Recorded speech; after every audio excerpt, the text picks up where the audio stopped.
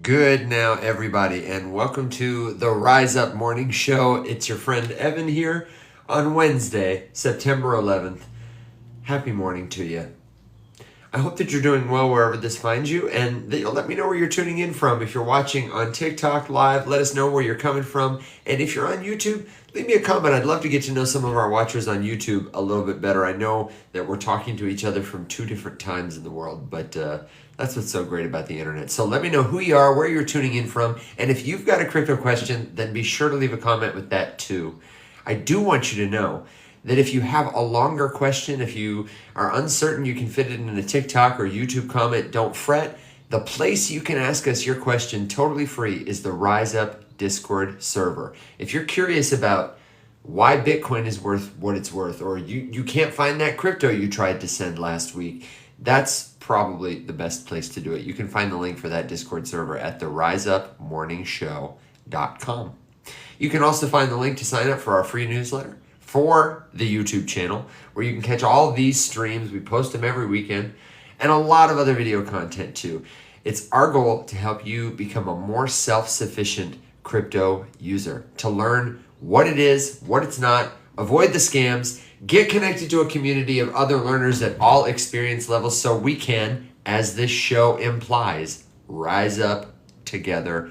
That's what we're doing. The only thing missing is you. Well, actually, that's not true. The only thing missing right now that you're here, is Alex. Our guy Alex is going to join us shortly. Will's taking the day off today, and we'll get right to it. If you're one of our friends in the community, like Mary, I see you down there. Good to see you. Thanks for hanging out. Then feel free to request to come on up, ask us your crypto question, or just type it down there in the comments.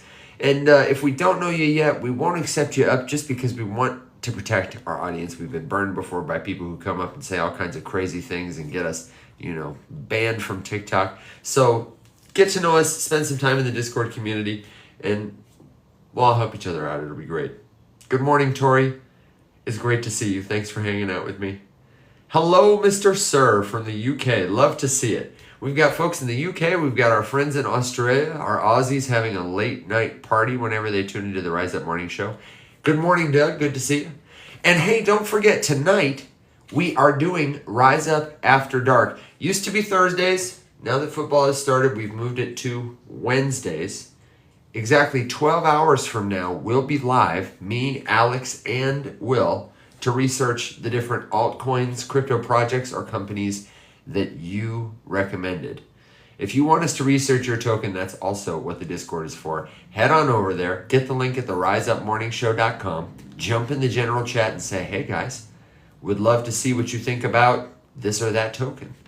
And we'll add it to the list to research tonight. If you want to see past episodes with tokens like AIOZ, we did Injective. And last week, we were even joined by Alex's friend Michael, who is a former SEC attorney. I still haven't watched the recap. But if you want to see it, we've got all the episodes up in the Rise Up After Dark playlist. It's a great way to learn how experienced users do their own crypto research. Because that's a common thing you hear, right? Do your own research if you're new to cryptocurrency. But nobody really tells you how to do that. So we've got Rise Up After Dark, which you can join live to watch us do it. Then you can check out all our backlog episodes to get more insight. And on the YouTube channel, we have got even shorter tutorial videos about how we do our research, a good process that you can copy, tools that you can add to your belt so that when you hear about a new crypto project or token, you can see if it's worth paying attention to.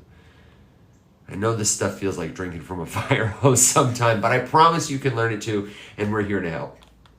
Good morning, CJ. Good morning, Machinery. You got your handle back. I'm so glad to see it.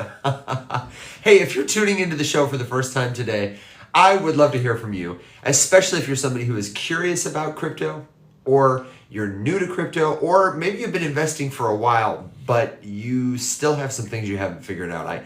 I have a friend that I just met named Janice. She's local here, and she's a crypto investor, and we were talking the other day about cold storage. She's a savvy person. She knows stocks. She's been doing crypto for a minute, but she doesn't really understand cold storage. I said, do you? She said, do I what? She said, cold storage? I said, yes. So if that's you, if there's something you don't understand, If there's a bit of jargon or a nagging concern in the back of your mind, the other day we had a great conversation about the environmental impact of Bitcoin versus gold. I loved it. I was thrilled by it. And I'm learning all the time.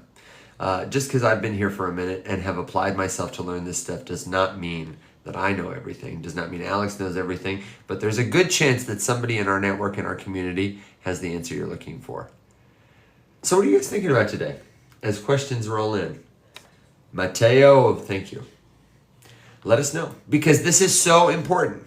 Crypto is a nonpartisan issue.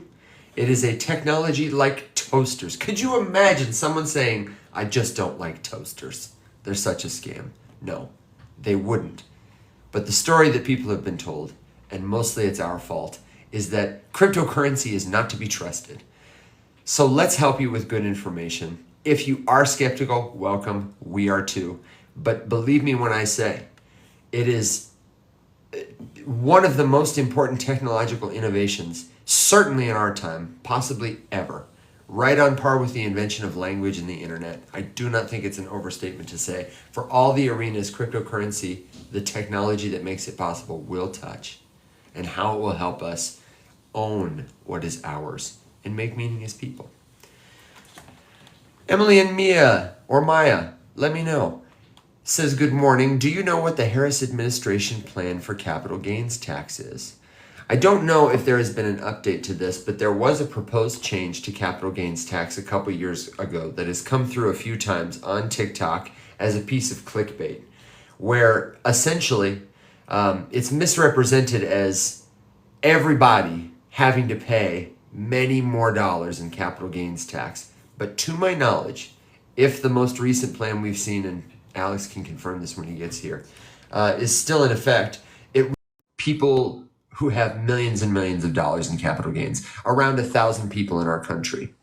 Welcome, Alex. And as I understand it, many of those people have come out in support of such a tax because it would help us. Alex, of course, we're talking about your favorite misunderstood proposed tax change to the capital gains tax. Can you remind me, since we've kind of debunked some of the myths about everyone's going to have to pay all their capital gains, and the truth about who this applies to, do you know if the Harris administration has made a statement about whether or not they would keep that proposal on the table, or if they're considering an addendum? Yeah, no, there's been a statement indicating support for that proposal, which, obviously I kind of disagree with, but yeah, like you said, it's horribly misrepresented because it's applying to individuals with over $100 million in assets. And those are people who are very good at not paying taxes, and they don't pay taxes. So I'm sure that they would not pay this one either. There's already quite a few interesting, ways that I've seen people on social media debunk by just saying like, well, here's the loophole path that they would take that they all have access to, and they won't pay it anyway. But no, I mean, I all of that aside, I can't imagine a Congress that passes that. So I'm not even really I'm considering it, a campaign talking point, which makes sense because part of the base to play into is tax the rich. That's one of the most common slogans on that side of the aisle. So this is a tax the rich moment. It's made for bumper stickers. It's not made for Congress to pass. It's made for bumper stickers. That reminds me of something I saw in a highlight from yesterday.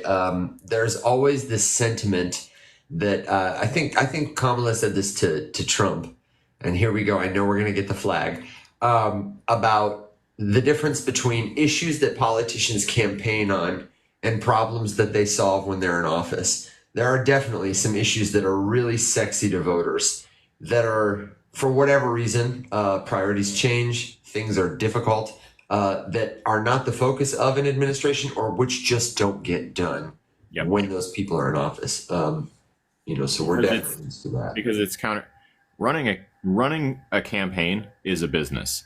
Running for office and then maintaining office is a business for a lot of people. I mean, these campaigns employ a shitload of people. They generate a tremendous amount of money. And so in business, you don't do things that are exclusively, in opposition to your business model succeeding and surviving. So if politicians who rely on the business model of running and making a gajillion dollars during their campaign, it's not in your best interest to solve a problem, because then what are you supposed to run on? So you got to keep a few of those things in your pocket, and Well, not fortunately, they have inflation. fiat money, so they'll never run out of problems with inflation and taxes. I'm sure that'll be a source of entertainment for a long time to come. Nice mug, man. Where'd you get it? Hey, nice mug. My mom. I just want to point out the richness of my mom. Are you wearing my mom thinks I work at? Oh no, you're wearing Stellar. I thought you were wearing my mom thinks I work at Bitcoin. I was like, man, I wore that shirt yesterday. It's any book on power or psychology. Take as much as you can and play dumb when confronted. Fair point. I didn't get to see much of the debate last night except for the highlights. I had a band practice, so did you happen to catch it at all and have any impressions? Did we get to hear about either candidate's policy on crypto? No.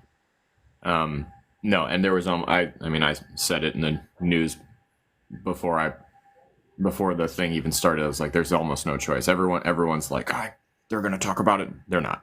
It's not important.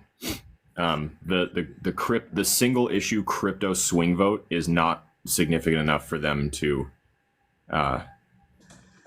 spend any airtime on. Plus, this thing was really structured. So unless ABC had wanted to hear about it, we weren't going to hear about it. Unless someone thought so strongly about something that they pivoted out of an answer, to talk about it. But no, it was. I don't know. It was. It's what I expected. It was.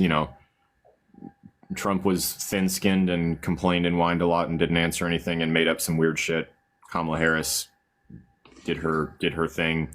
I thought it was pretty obvious whose side ABC was on, which is unfortunate. I didn't care for either moderator.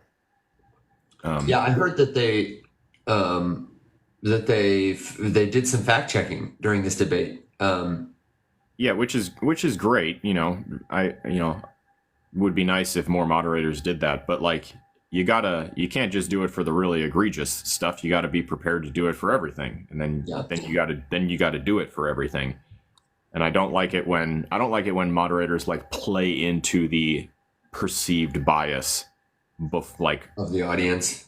So that was already going to be a talking point, and they knew that, and any host would have known that. And actually, typically in the past, we've seen networks like CNN take the idea that they were going to be too left-leaning and biased in a debate and overcompensate by drilling really hard on the left side candidate to make it seem like they were more bipartisan. Haven't we seen like cross-network debates in the past? Remind me, am I dreaming where you'll have somebody who is like a conservative pundit and somebody who is like the CNN talking head, and they'll be together on a panel to kind of balance those things? I do wish they did that more.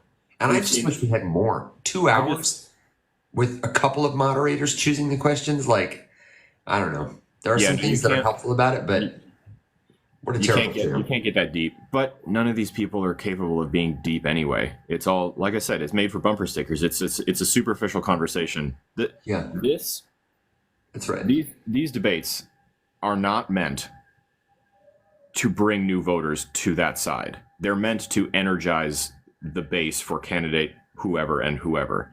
I mean, if you look at these two, right? Like, you'd be pretty hard pressed to find anyone who's like, could go either way. Like, people's minds are made. You'd be surprised. There are a lot of undecided voters in this election. Not as many as I think people think. I know there are always some. According to the numbers, though, especially in some more contentious states, the race is very closely decided between the two candidates, and there are a number of people who have either switched position or reserved their position. I saw what I believe is a pretty reputable source last night say, this was a Washington Post poll. They posted it all in terms of during the debate. They were calling people who had stated they were undecided, who said numbers of things. The only one I can remember is that many undecided women in particular were resonated with what Kamala Harris said about abortion rights. Anyway, I don't want to get too in the weeds on it. I think they're such an important group that there may not be as many as there have been in the past, but to deny that they're there is, No, okay. First of it's all, it's a bad vehicle for them. I agree, but also my something. point. A point that I would make is that never in my entire life have I ever been included in a poll. So immediately I'm always skeptical of these things because I've literally never been asked. So I would push back to say that of course there are undecideds. Mm-hmm. I would say that many of those might say they're undecided because they're nervous about declaring allegiance to one side or another. We see that constantly. That's very well said. I would also counter that perhaps the few undecided are just vocal, and there are tons of people who are playing it close to the chest. Like I've never once put a sign for a political candidate in my yard. I've never once stumped for a political candidate. I've never once gone door to door and talked about it. I've never fought people in public and worn T-shirts and weird hats and bumper stickers on my never. Yeah, I vote every time. I've never done that. So, and like Matteo said, it's really hard to be excited about anybody. You constantly just feel like you're not represented by your own government, and that sucks. So why would you be excited about anyone? People are sick and tired of having to have the conversation lesser of two evils. Well, and I want to be clear that I believe the same thing. I think this is two shades of the same system, which is ultimately one where oligarchs own everything and everyone else is pretty much on the other side with a lack of power. And that is why I'm here on this show talking about what I think is the only innovation to that system that has a chance to change it, crypto. We need something better, something different. I am sorry to everyone watching that is the way it is. No one is coming to save us. And this is serious. Yep. We need vehicles to insert ourselves back into the cycle of not power, but just having a seat, like you say, Alex, a seat at the table. That's all we're asking for. I think that this is one of those things it's funny because so many people are hyper aware that this is the case, and it particularly pertains to crypto. So here's a good opportunity to segue us back to the take us back, baby. But you would be pretty hard pressed to find someone who is not aware that divisiveness between American citizens by the two-party system is a well understood tactic of the two-party system to keep the two-party system in power. There's way more similarities between those two parties than there are differences. Perhaps they stump for a different topic, but at the end of the day, it's a group of old people who would like to keep their very cushy, very well-paying jobs, their system, and running things as it is. So it's wild to me that we can all sit here and mostly agree that they, whichever side you would like to put the blame on, is fine because they're both guilty of keeping us divided by pitting us against each other and forcing us to fight about dumb shit that doesn't really matter.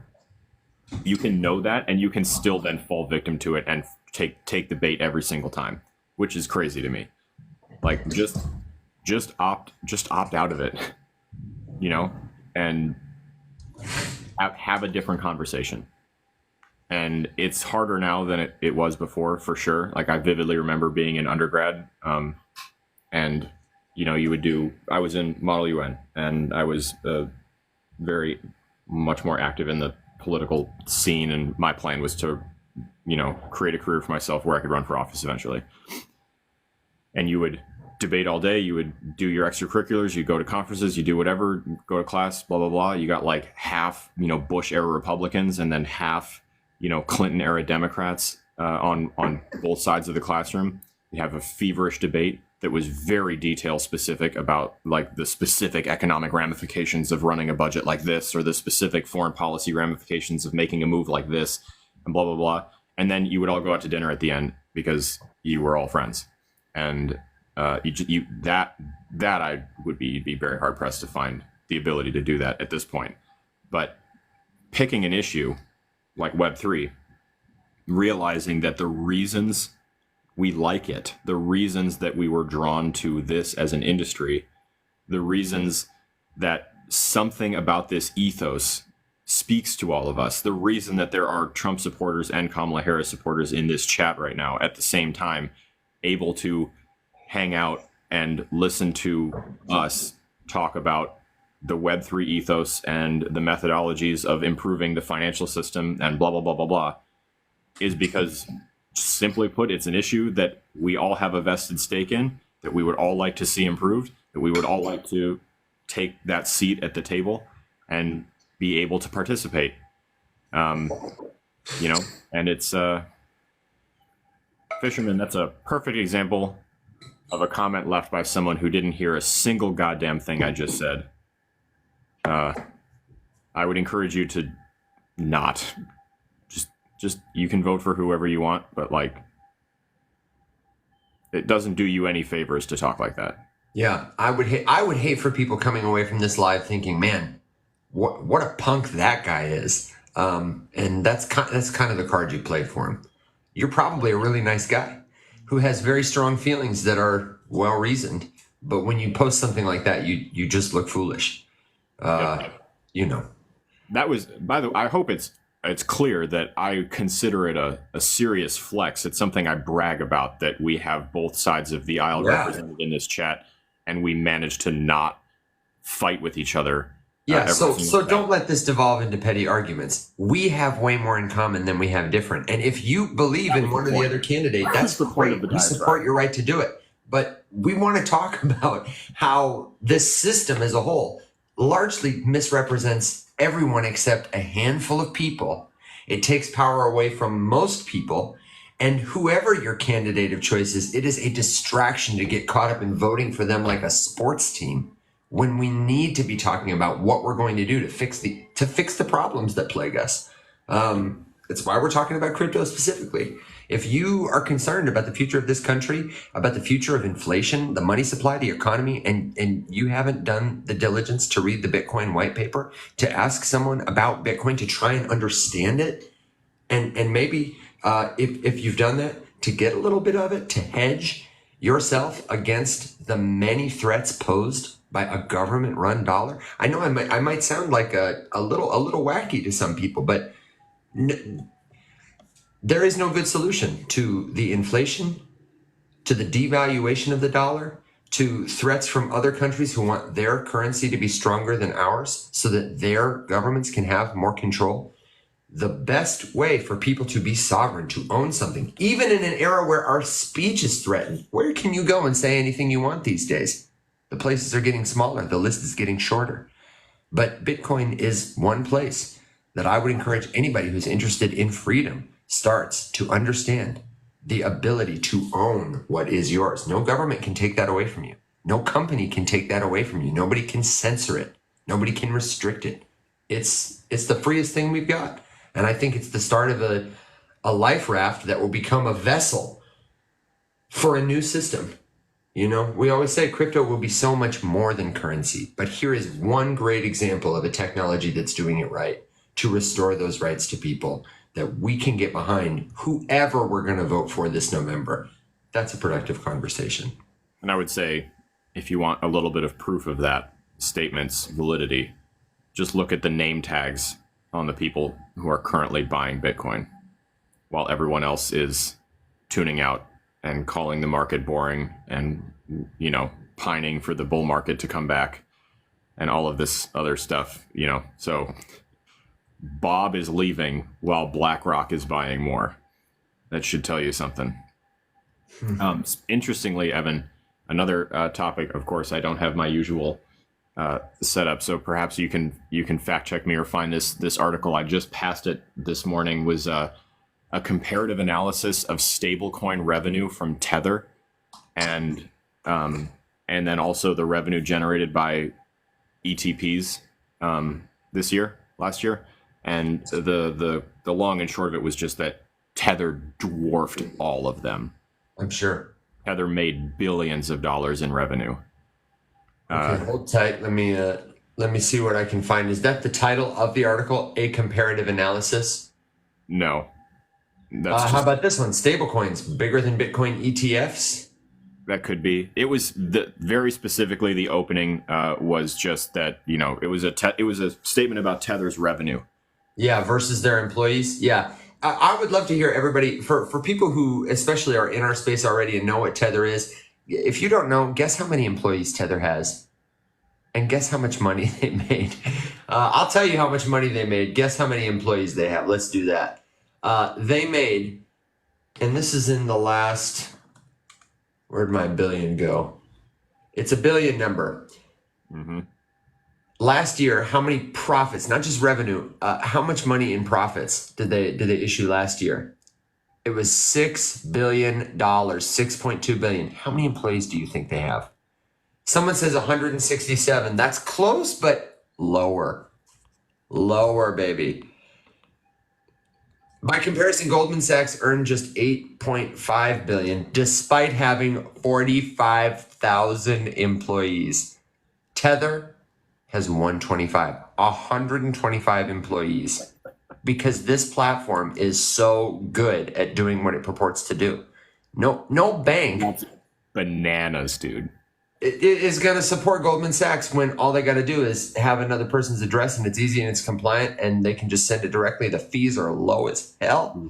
Woo, That's fast. incredible. I don't know what the ratio there is, but we're talking like a fraction of a percent. Whoa, could you imagine? Now, and here's the thing: we want to talk about politics again. Some of these. The more active legislators in Congress who are doing things that if you want to support with a vote, you absolutely should learn about. There are several bills that talk about how we can integrate stablecoins more effectively with our economy. We don't have to get into them now because honestly, it's a little nerdy, but let me see. I'm catching up with everybody in the chat. It's wild. Tether is one of the most profitable companies in terms of, pound for pound, dollar for dollar. And banks love Tether. Banks love to use Tether. Financial institutions love to use Tether. Many people around the world love to use Tether and stablecoins, but they don't move in size the way banks do. I forget the figure of volume, but it was billions of dollars a day. I think it was 5 when I checked last, that Tether facilitates in remittances, settlements, $5 billion a day. Which of course is nothing compared to like the SWIFT system. But it's a lot more than a token like, say, XRP can hold a candle to at this moment in time. It's huge. And it's crypto. Alex, are you having a conversation in the comments? Yes, several. Secret. What are you talking about? You gonna share your snacks with the class, man? Did CPI data just come out and it's higher than expected? Oh, is that what's happening? While I look up the CPI data, let me answer this question about merch. We do have merch. We have what I think is some of the most fun merch, and it's one of the ways that you can support our show and get a little something out of it. We've got, of course, the official Rise Up Morning Show coffee mug. Alex, we haven't talked about this definitively, but I'm going to cap distribution of the mugs at 100. So get yours before they're gone, and then we'll do a second edition. We might release some tokens with them. That's my plan, is to send every mug buyer a token. You can get those at theriseupmorningshow.com. There's new branding to reveal and a new mug that Kyle designed. There's new branding and a new mug, and we can't wait. I was thinking we got to talk about that too. Like once everything's in place with Kyle, maybe it's like a Christmas special. We can unveil some new branding, some new look. But until that happens, you got to get them before they're gone. It's got the classic Rise Up Ghoul. And we also have some cool, like the My Mom Thinks I Work at Bitcoin t-shirt. You could get a sticker. All that stuff supports the show, and you can find other ways to support the show at the website. So let me see. What are we catching up to? All right. CPI. And I see, Nick, you asked a good question too. Yeah, I'll grab Nick's question here if you can pull up the data. I know it just came out a couple minutes ago here.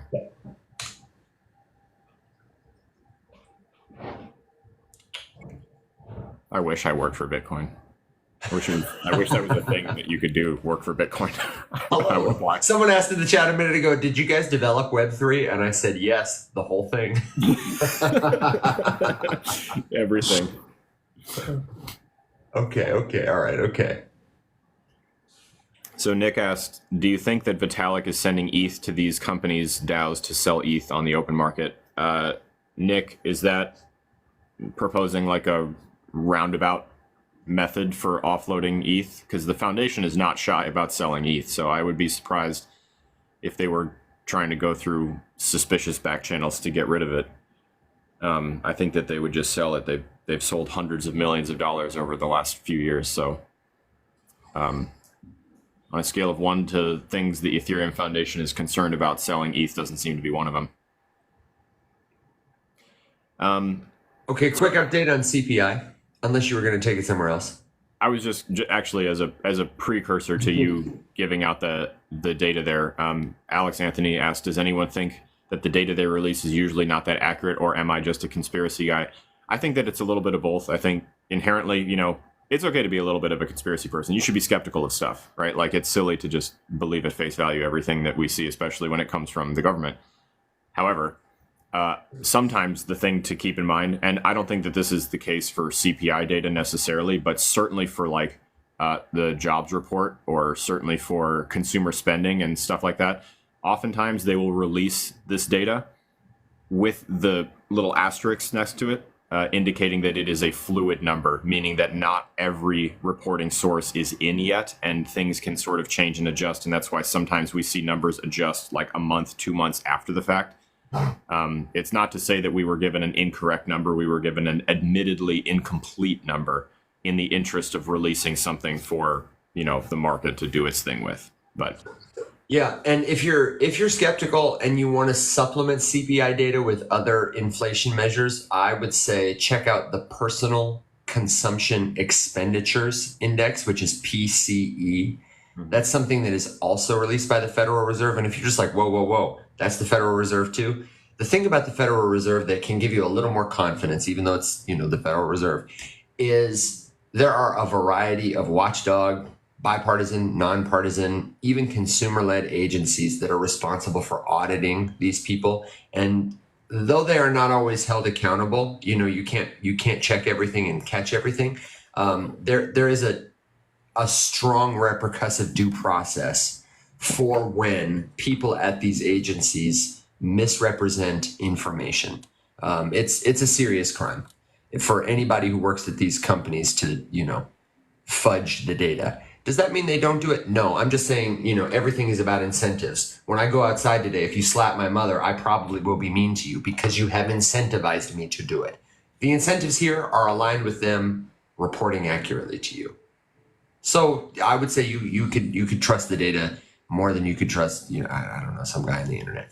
But the basis points are up. We're up 2 basis points. So the number that we have is that the index picked up 2.5% over the year through August, which is exactly in line with what people expected. So that's going to be good, that expectations were met. It's a little bit cooler for inflation, and definitely down bigly from a high of 9.1% back in 2022. This is sort of the final piece of a puzzle of economic data that everybody is looking for before there is a rate cut, if there is one. The Fed is widely expected to make an interest rate cut, the first one in more than 4 years, next week. And this is kind of in alignment with they will likely do that. We've talked about this a number of times on the show. And honestly, while don't let me kick you in the mud, Alex and I are hip to this. I would say the guy you want to talk to about it is really, truly Will. I think Will has been monitoring and following this longer and just speaks more cogently in a deep, valuable way about it.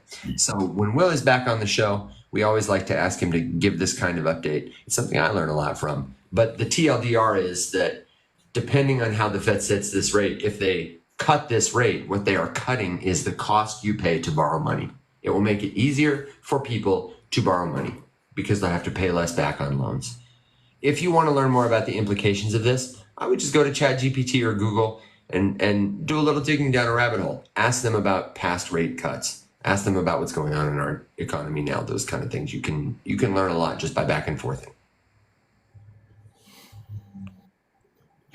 Ain't no need for a cut, Khalil says. And Will's got a job. You know, he's not only employed by the very successful Rise Up Morning Show, he is in fact a day job salesman. We're working on it. Don't you worry. We're working on it. And if you want to buy a mug or a premium membership to our community, join a live class, or do something else to support the show, you can do your part to bring Will one step closer to providing value here for everyone full time. Every mug gets us closer to making Will. Not that much closer. The memberships are more than the mug. You know, and they're even more affordable, honestly. Truly, the mugs cost more than the memberships, and the memberships help us more. Yeah. So check those out. And hey, if you want to see Will, then you got to come back for Rise Up After Dark in about 11 and a half hours. We're going to be here on TikTok, talking through altcoins that you suggested, looking at crypto companies and projects. Alex, I cannot believe I missed last time, and I still haven't gotten a chance to stream it with Michael. Do you got any teasers for us based on what we can expect if we go look at that stream? He's dropping knowledge on us, yeah? Yeah, he's really good. He is actually, I can even incentivize further watching here, because he's a securities attorney, fully licensed, actively practicing. He does other stuff too. Lawyers can do a lot of things, but his specialty was securities, and he used to work for the SEC. Tons of insights, and so basically he was able to offer kind of the legal analysis of an altcoin, and whether or not he foresaw something as being potentially a problem, stepping into regulatory murk because of this, or maybe being safe because of that, whatever. So it was really cool. Definitely going to get him back to do that again, because you just simply don't get that literally anywhere. I don't know, and if there is one, let me know, because I would love to know them. I don't think there's a single other securities attorney analyzing altcoins on TikTok. So, and from Michael's mouth specifically, he's not going to make that kind of content on his channel, because he's a video game designer and founder as well, and that's what he wants to be talking about, not just doing all the lawyer stuff. Plus, obviously posting too much lawyer stuff on the internet usually just brings a lot of people who want free legal advice. So if you want to see a licensed and very talented securities attorney analyze altcoins, you got to come to the show.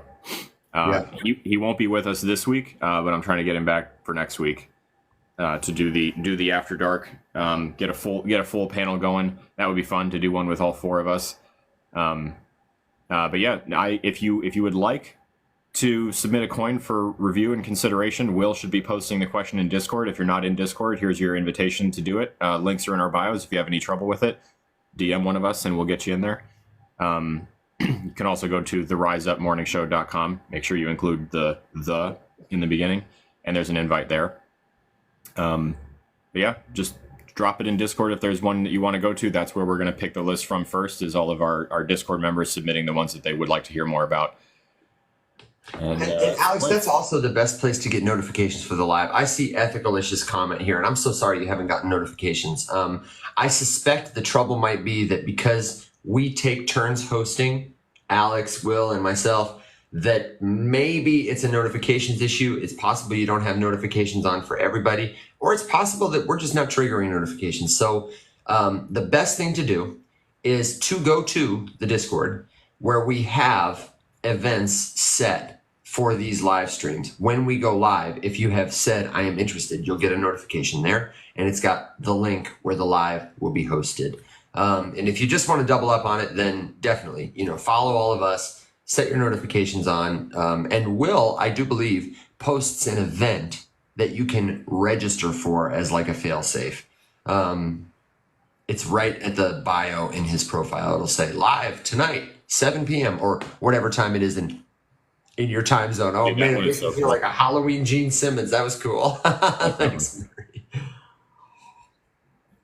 So yeah, I'm sorry, Ethical Edge. I wish I had the shortest answer is do what Alex said. Go to the Discord. We've got easy notifications there for all of our events that you will get, whether or not it's me hosting or Alex hosting or Will hosting. And we try to make it easy by starting at the same time every day or every Wednesday night now.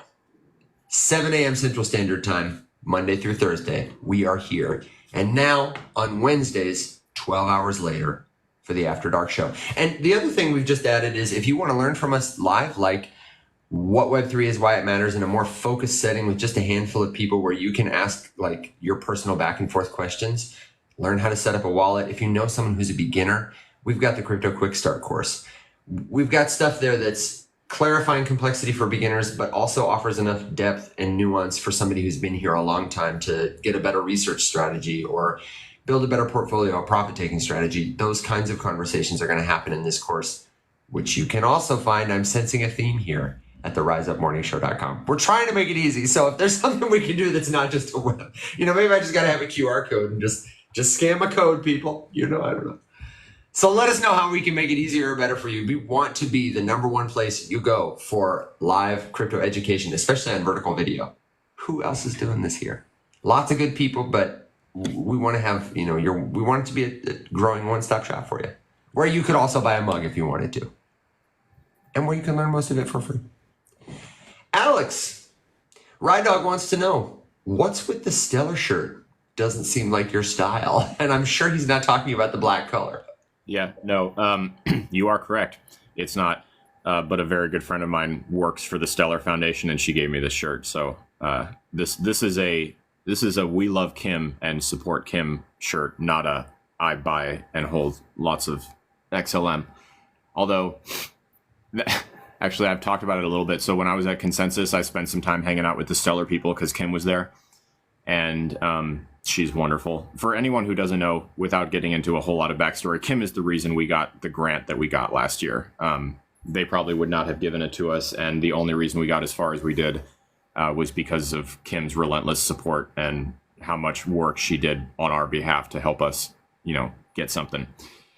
So Kim is wonderful. But Core had some really Stellar, she used to work for Core.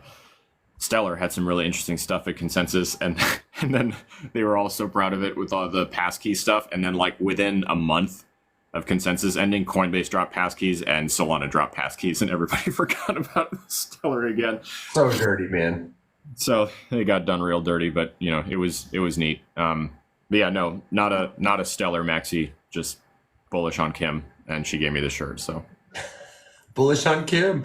People named Kim. Something about them. They're just great. Great name. Great strong name. Great strong name. Also, just because the back, it'll be mirrored, but the back of it says something about smarter contracts, and it's a conversation starter. Someone wants to ask me about smart contracts, then I'll talk about them. Hey, and speaking of things people want to know about, tell us. I'm sorry, I was talking. Who's your fuzzy friend that you introduced us to a minute ago there? That's Henry. Henry, good strong name. Henry, the old man. It's he's a good boy. He's a good boy. Good dog. Good old dog. I could just tell. Which dogs do you know that aren't? I know a few. Okay, so in the interest of keeping it brief, because we are going to host another big stream tonight, I do want to encourage you, if you have a question today, if there's a story you want us to cover, let us know in the next couple minutes, because Alex has got to travel, do a magic trick, and transport himself from Michigan to Georgia. And I have got to walk my dogs and go to therapy, because how will I show up healthy for the Rise Up After Dark stream unless I am in that space? Let us know what questions you have, and then let us know how we can help, because that's what we're here for. We love it. Kim's are the best at math. Absolutely. Let's see if there was anything. Dude, what's getting worse is the Cardano placement on CryptoPanic. Oh, it's unbelievable. Worse as in somebody's not getting the check they're writing and they're going down? No, worse is getting more aggressive. It's just I'm just like trying to. Always, whenever I look for the news stories, I pull up Rising, the trending stories first to see if anything big is going on. And it's just always Cardano bullshit. And it's just like, if Cardano does something cool, like I want to know about it. Like when the Chang hard fork happened, that was obviously included because that's a cool, momentous occasion. But like the rest of it is just nonsense. It's just price prediction nonsense. I did want to talk about let's talk about Sony for a minute, unless someone wants to go a different direction because Oh yeah, Rick brought us a good update, didn't he, in Discord there? yeah, and I had the headline included in the news roundup last night, but so Sony Corporation has its own bank called the Sony Bank, really originally named, and they are so this is not a for sure thing yet, but I expect that it will head that direction, just because, especially with like Tether's revenue numbers. I mean, why wouldn't you, right? I'm more bullish on launching a stablecoin than a meme coin at this point, by Honestly. far. That would be the move. That would be the play, Evan, to launch a TikToker-led stablecoin instead of doing a meme. Anyway, so the headline here was just that Sonium, the Sonium partners, is exploring collaboration with the Sony Bank to release a yen-backed stablecoin, which super intriguing. There is a gaming ecosystem project called Eclipse that I've started to poke around with a little bit because I talked to their CEO just about Shades of Sin potentially, and one of their interesting little things is they kind of have this ecosystem, and within it, instead of them launching their own ecosystem token, which I would be bearish on, they're using USDC on AVAX. And I was like, dude, that's way cooler. That's 1,000 times cooler by far. Yeah, absolutely. I get the similar, like that's the play. And I would imagine that's kind of the direction that Sony is going with this. But I didn't know if you'd had a chance to look at it or if you had any updated thoughts on Sonium. And No, I haven't had a chance to look at that specifically, but I did see Rick's article about what they're doing to increase their investment in others with partners like Samsung. And I am becoming a little more compelled to pay attention to them. They're getting a bank. They have a marketplace, a DEX. They essentially bought Astar Network, some low-level doing nothing blockchain, to become their blockchain. This is a really interesting one way a corporation with a lot of money, influence, and power can enter Web3 by just buying all the stuff they need that already works and then having a whole ecosystem out the door ready to go that they probably will privatize and sell to you with terms and conditions, which I think will be effective in the short term for them, because who's going to play? I mean, whatever game they build is first of all probably going to be great, for example, or whatever music streaming solution they build will probably be great. They might gap the tech, but I think what it's going to do is it's going to onboard a lot of people who don't know about crypto to the experience and then the expectation, and that's where Sony will die. That's what I think. Unless they're really going to give people ownership, people will just start using their stuff and be like, well, this is the same thing you gave us before. I don't own this shit. You know what I mean? Yeah. And then they'll find alternatives where they can. So I think it will be initially cool, good, makes sense for a Web2 brand, could be a nail in their coffin. Waiting to see, very intrigued. And what's interesting just about that kind of that idea as well. If we take a brief stroll down video game memory lane for a second, if anyone ever played RuneScape, and I mean like from the beginning times, so early 2000s when it started, right? You have your character, and you can trade stuff with other characters. One of the things that you can get in the game and trade to other players is gold, the in-game currency.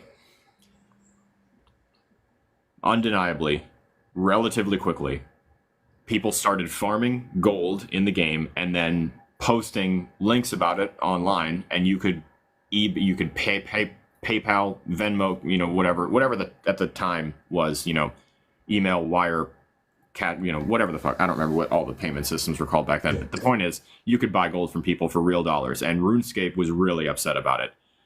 there was all sorts of crackdowns on real world asset trading, where people would, farm a bunch of logs from the woodcutting skill and then sell them to people for the fire making skill, stuff like that, right?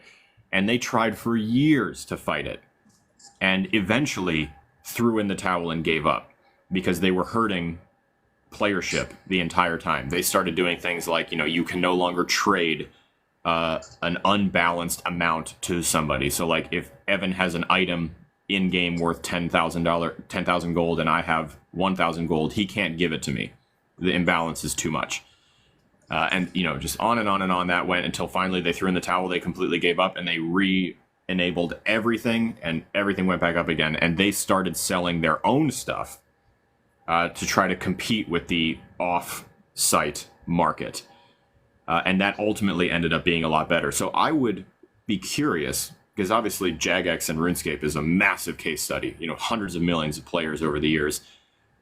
You'd be silly not to take it into consideration when you're building a video game ecosystem like this, especially if you're touching the idea of digital ownership and allowing people to own with and transact more stuff.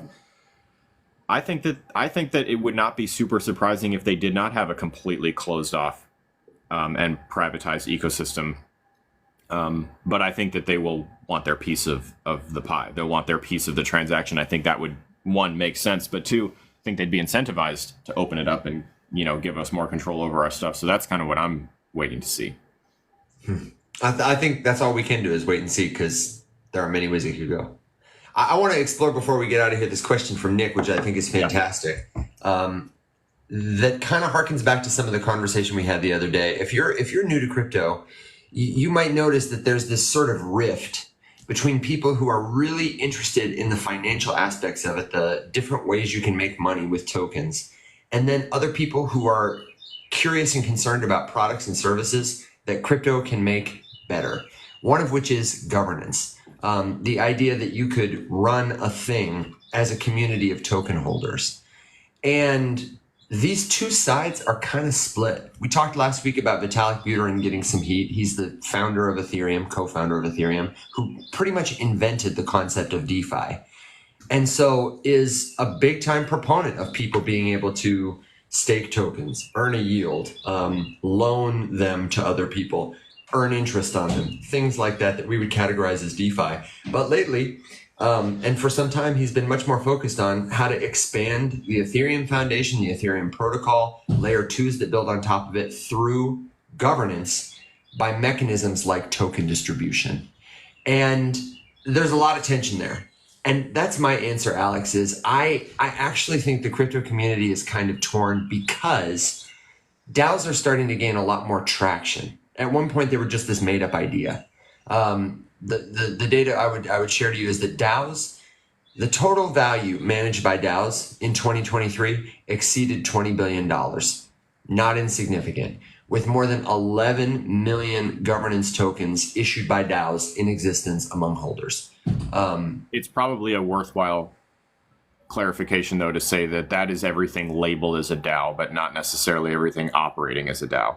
That's fair, but also there are some really notable examples like Uniswap, for sure. Compound, MakerDAO, huge protocols and companies in our space that issue governance tokens to people and operate on some level as a DAO. I mean, there's a president at Uniswap who has a lot of leverage, but we're moving in that direction.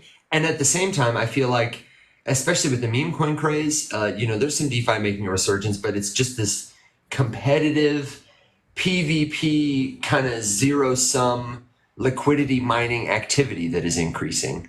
And I feel like, I don't know, the divide is maybe stronger than ever. I'm not sure that one is beating the other or that it has to, but I'd be curious about what you think about this. And you too, of course. Yeah, it's interesting. I mean, I'm a big fan of the idea of a DAO. I struggle with some of the ways that we've done it. So when I saw that question from Nick, I genuinely don't know. Like, I could see demand shifting But it's tough. Like I'm struggling right now to put this into a concise thought, but I worry a little bit about the over financialization, there's a word, of governance as an idea, just because I don't believe you can get true governance if you are financially motivating people to vote or to have an opinion. Like it has to be born out of a desire to make the thing better, not to enrich yourself. Otherwise, quite literally, we are in the similar predicament that we are with the US government. You know, people do not necessarily get into government to make things better. They get into it because it's a bananas good job, you know, which is like a problem. And I worry that if you were to take that line of thinking and apply it to DAOs and incentivize people too heavily with, you know, do this, earn these tokens, they're worth something, vote on this, blah, blah, blah, blah, blah, whatever. You might get activity and people might vote, but like it's tough. It's hard to look at that and say like this is meaningful governance. Yeah. I think people are incentivizing not just with money in some cases, but I think so. That's just a reflection that money as a tool is so limited. Like it has been the incentive for a long time, and it's what people know, and it's what our system is built for, but it has a lot of limits that don't necessarily help us to scale trust that we're going to have to reckon with. I think that's the takeaway. No, and I would agree with Nick just to say, you know, I believe in that. We believe in that. We believe a better world is possible. And I think having computers in that exchange is not a bad thing. You know, I trust Alex, and we've built that relationship through a computer, largely. But having a computer facilitate transactions while we still have a transactional system allows me to scale the kind of trust I have built with Alex to a total stranger. I don't need to trust the person I am receiving ETH from. I just need to be able to verify that the contract does what it says it's going to do. That allows me to trust that other person. It incentivizes all of us to behave well. I am a fan of systems that do that allow computers to do what computers do well so that humans can do what we do uniquely well. I mean, wouldn't you be sad if computers never gave you this? I'm hugging you through the screen, man. Wouldn't it be so cool if I had rearranged like a magic trick with Alex's mom and you just saw like a hand go around your shoulder, just blow everyone's mind? You know. Yeah, actually, meeting in person was the first thing that put Evan and I's relationship at risk because I had no idea he was so goddamn tall. We were standing in Miami, me and Mac Lorden, and Crypto Mason, who's gangly as hell, was in the other corner at this place, the wharf, when Alex walks up and just goes, "God damn it!" For being a person who is not short, Alex felt short that day. I did feel short that day. It's okay, man. It was great. 6'3", 6'4". I don't know. He's 6 something. Who, Mason? You. 6'3". I'm between 6'3" and 6'4". It depends on how decompressed my spine is. But on my acting resume, I lie and I say that I'm 6'2" because we like tall men, but you can't be too tall. You know, can't be too tall. They won't cast you. So that's what I got. I'm ready to take my horse and my dog, my dog and pony into the sunset, and you know, get prepped for this evening stream. You got a final thought, good joke, question, suggestion, word of wisdom? No, I'm good. I just I would encourage, if you're not in the Discord, I strongly encourage you to join it. The general chat is free. I've got a whole slew of DMs right now that I'm about to go reply to of people asking me all sorts of things that would come out in a coaching session. You know, like, no, I don't need this. Just let me send you every altcoin in my portfolio and please give me an analysis of every single one. It's like, I love you and I would love to, but no. If you want one, toss it in the Discord and we'll throw it into the stream tonight and we'll give it a grade. Yeah, that's right. But the general chat is free. If you have a list of like, here's a great way to test and see kind of like how this community, how this ecosystem could potentially be worth it for you.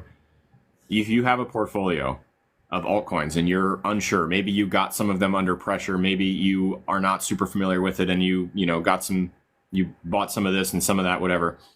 Take the list and drop it in general chat, and just let people workshop it a little bit with you. You would be surprised how useful that is, not just for you, but for everybody else, because I guarantee you're not the only person holding or curious about crypto XYZ. Toss it out there. General chat's free. And if you then want that on steroids, that's really the best sales pitch for every one of the premium and paid services that you can buy from us and from the other test you could do to try it out is that question that's been bothering you forever, which is like, I know I had Matic at one point in time, but I lost it. Tell us that and watch how quickly we can find it. And let that be your trial. And if we can do it, then become a premium member. Support the show. Support the channel. Take a class with us. Or just spend more time in the community, totally free, getting to know other people like you who are spending their time learning this stuff. If you spent 24 hours in a day, Alex, learning something 7 days a week, do you know how much time you'd have spent after a year? Neither do I. But the important point is that it is far less than the amount of time that we are spending collectively. Yes. If all 700 people in that Discord server spend 1 hour a day on crypto, someone's going to learn about DeFi, someone's going to learn about real estate, someone's going to learn about compliance, and we're all going to come and share what we know. That accelerates your learning journey. And like Nick is saying, you get to do it with people. You get to build relationships that are going to transcend the value of whatever tokens you're buying and selling. I'd trade most of my portfolio for Alex. Most of it. Certainly all of my JPEGs. If you saw this man's JPEGs, you know that's high praise. Yeah, right. JPEGs I have known and loved. So everybody, thank you so much for hanging out with us. We will be back tomorrow at 7 a.m. Central Standard Time, 8 a.m. Eastern, and live tonight for Rise Up After Dark, about 11 hours from now at 7 p.m. Central. We're going to be at Will's profile, but we'll all be there. BYOB, DYOR. Come hang out with us and check out the links available for you at the riseupmorningshow.com. Everybody, thank you for being here with us, for being the best part of the show. Until next time, my friends, rise up.